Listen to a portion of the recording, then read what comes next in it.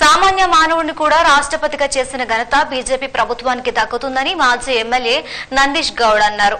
దళితులను రాష్ట్రపతిగా చేసినందుకు గాను సంగారెడ్డి జిల్లాలోని గుమ్మడిదల మండలంలో ప్రజలు సంబరాలు జరుపుకున్నారు.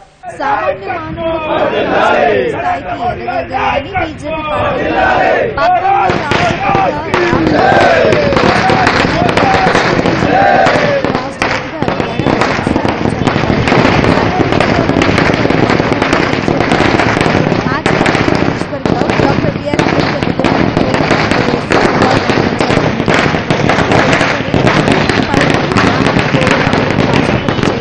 బీజేపీ పార్టీ నరేంద్ర మోడీ గారికి ప్రభుత్వానికి చెల్లుతుందని ఆయన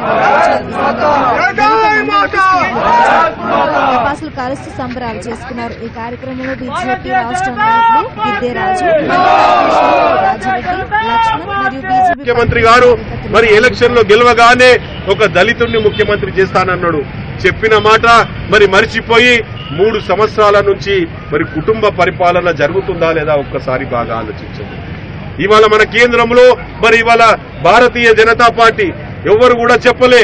ఇవాళ రాష్ట్రంలో దేశంలో భారతీయ జనతా పార్టీ వస్తే మేము దళితుడిని మరి రాష్ట్రపతి చేస్తానని ఎక్కడ కూడా ఎలక్షన్ మేనిఫెస్టోలో కానీ ఎలక్షన్ లో స్పీచ్ల్లో కానీ ఎక్కడ కూడా వేదికల పైన మన నాయకులు చెప్పలే.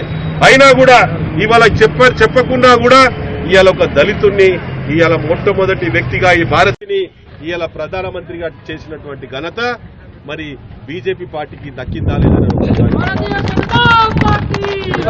అదేవిధంగా ఇవాళ మరి ఆ బాబాసాహెబ్ అంబేద్కర్ గారి చూపించినటువంటి అడుగు జాడలు, వారి నడిచినటువంటి జాడలు మరి ఇవాళ భారతీయ జనతా పార్టీ నడుస్తుందా లేదా అనేది కూడా ఒక్కసారి మిమ్మల్ని అందరినీ అడుగుతా ఉన్నారు సోదరులారా.